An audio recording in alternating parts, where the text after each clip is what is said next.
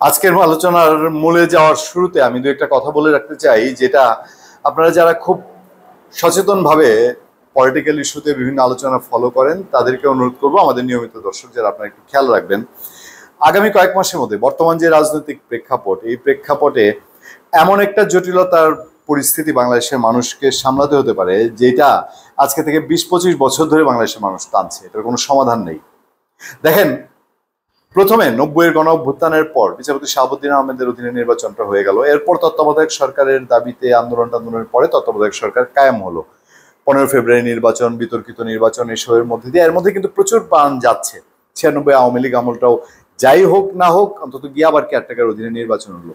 বিচারপতি হাবিবুর রহমানের নির্বাচন, বিচারপতি লতিফুর রহমানের নির্বাচন মোটামুটি বাংলাদেশের মানুষ মেনে নিয়েছিল। এরপর 1-11-এর সময় এসে আবার হুলস্থুল শুরু কোথাও 2001-এর 4 দলীয় জোট সরকার যখন একটা গিরিঙ্গি মারার চেষ্টা করলো যে বিচারপতি কে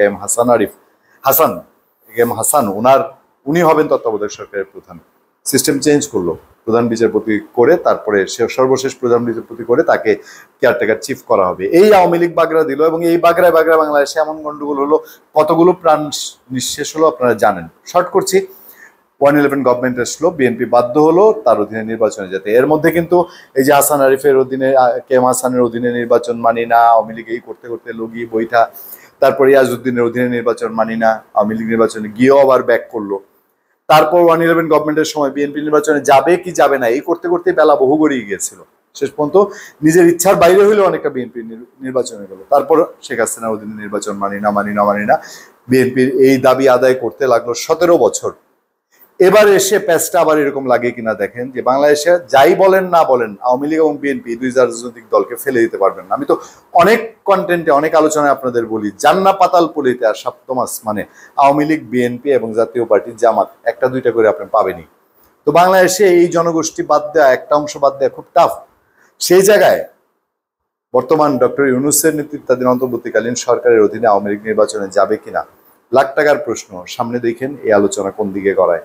যাই হোক, এবার নির্বাচনটা হবে কিনা এই বিষয়ে আমাদের আজকের মূল আলোচনা। আমি খুব লম্বা না করে বিএনপি স্থায়ী কমিটির সদস্য মির্জা আব্বাস তার কিছু বক্তব্য আপনাদের সামনে একটু তুলে ধরতে চাই।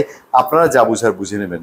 ইদানিং খুব একটা প্রচলিত কথা আছে না, কি বুঝলে তরমুজ, বুঝলে তেজপাতা, কি না বুঝলে তরমুজ, এই টাইপের একটা আছে। তো আমি ঠিক ভালো একটা পারি না, ওই রকম একটা বিষয় আছে আর কি। দেখেন, তিনি বলছেন যে বিএনপির স্থায়ী কমিটির সদস্য মির্জা আব্বাস, নির্বাচন নিয়ে ধোঁয়াশা সৃষ্টি করা হয়েছে। আমি একটা কথা বলি, যেটা আমার নিজের কথা, কিন্তু এটা আমার দলের কথা না। ছেড়ে নিচ্ছেন, পথটা বন্ধ করে রাখছেন, যাতে বিতর্ক তৈরি না হয়। ইংরেজিতে একটা কথা আছে, hope for the best, think for the West. ভালো কিছু আশা করো, খারাপ কিছু চিন্তা করো। আমি ভালো কিছু আশা করি, খারাপটা ভাবি এভাবে, সম্ভবত নির্বাচন খুব তাড়াতাড়ি ওনারা, মানে অন্তর্বর্তীকালীন সরকার ব্রেকেটে আছে, করবেন না। আমি তার কোনো লক্ষণ দেখি না। মির্জা আব্বাস হতাশ। নির্বাচন নিয়ে কোনো কেন সংশয় তাও জানান মির্জা আব্বাস। তিনি বলেন, ডক্টর ইউনূস সাহেব বলেছেন ডিসেম্বরের না হোক জুনে হবে। এই কথাটাই আমাকে একটা বিব্রতকর অবস্থায় ফেলে দিয়েছে। একবার বললেন ডিসেম্বর, আবার বললেন জুন। এই যে একটা বিব্রতকর অবস্থায় ফেলে দিয়েছে, সেই জন্যে আপনি নন, মানে এই বিব্রত অবস্থার জন্য ডক্টর ইউনূস দায়ী নয়। মির্জা আব্বাস আরেকটা কথা মনে করে দিয়েছে, বিএনপি যখন 17 এপ্রিল 2025 দেখা করতে গেল ডক্টর মোহাম্মদ ইউনূসের সঙ্গে, সেদিন প্রেস উইং একটা বিবৃতি দিয়ে বললো প্রথমে যে ডিসেম্বরের মধ্যে নির্বাচন আশ্বাস দিয়েছে ডক্টর ইউনূস। পরে আবার এটা কারেকশন করে 3বার নাকি কারেকশন রয়েছে, বলে যে না, ডিসেম্বর থেকে জুনের মধ্যে আশ্বাস দিয়েছে। দেখেন, এই ঘটনা ঘটেছিল। মির্জা আব্বাস বলছেন, আমি শ্রদ্ধেয় ইউনূস সাহেবকে বলতে চাই, এটার জন্য আপনি দায়িত্ব বহন করবেন না। আপনি ভোট ডিসেম্বর বলার পরই অন্য একজন বলে দিল জুনে, পরে এটা আপনি এন্ডোর্স করলেন। কিন্তু এই বিষয়টা আমি বেশ ভালো একটা সন্দেহ করার মতো যথেষ্ট যুক্তি আছে যে এই নির্বাচনটা যেন না হয়। তারপরে তিনি এনসিপির কাণ্ড কারখানা এইসব নিয়ে শুরু করেছেন। তিনি আরো বলছেন, আমার মনে হয় নির্বাচনটা আমরা যথাসময়ে আশা করতে পারি। ব্যালেন্স করছেন, প্রথমে বলছেন যে হবে না, তারপরে বলছেন এবার আশা তো ছাড়তে চাই না, যে hope for the best, think for the West, এরকম আর কি। ক্লিয়ারিফিকেশনটা করছে, আমি খারাপ কথা বললাম দ্রুত নির্বাচনের সম্ভাবনা কম, আর ভালো কথা বললাম আমি আশা করছি নির্বাচনটা হবে। মানে দুইটা কথাই ব্যালেন্স রাখছেন আর কিছু বলি না যে বিএনপি সরাসরি লেজে পাড়া দিয়ে সরকারের সঙ্গে ঝগড়া করবে না। এই যে দুইটা কথা বললাম, সাংবাদিক বন্ধুরা কোনটা লিখবেন আপনারা? নির্বাচন হবে না লিখবেন না, নির্বাচন হবে লিখবেন। হ্যাঁ, তাই লিখলে দুইটা ভালো করে লিখেন। এটা কিন্তু উল্টাপাল্টা কইরেন না, বুঝেন তো?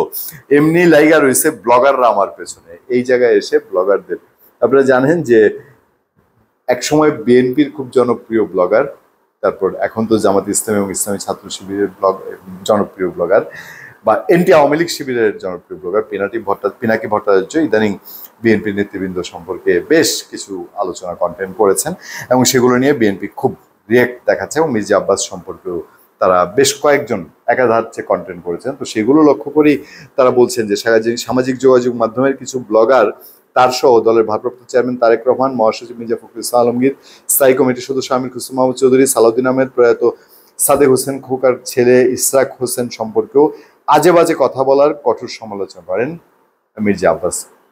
পয়েন্ট এটা না, পয়েন্ট হলো বিএনপি বলছে নির্বাচন হবে, তত্ত্বাবধায়ক সরকার বলছে ডিসেম্বর টু জুন, কিন্তু ওই যে মনের ভেতরে বুকের মধ্যে একটা সাহস, একটা মানে তাকত নিয়ে ভাবা যে নির্বাচন হবে, চলেন ঝাঁপায় নেমে যাই, নির্বাচনের প্রস্তুতি নিই, ডিসেম্বর টু জুন হচ্ছে, তাহলে বিএনপি তখন ঘরে বসে থাকার কথা, প্রার্থী যাচাই বাছাই এই কাজগুলো করার কথা, সাংগঠনিক কাজে দিন রাত মনোযোগ দেওয়ার কথা, তাই না? কেন বিএনপি এটা করছে না? ভেবে দেখবেন একবার। ধন্যবাদ সবাইকে, ভালো থাকবেন, সুস্থ থাকবেন, সত্য করুন এবং সহনশীলতার সাথে। আপনার সাথে আমি আতিক রহমান পূর্ণিয়া।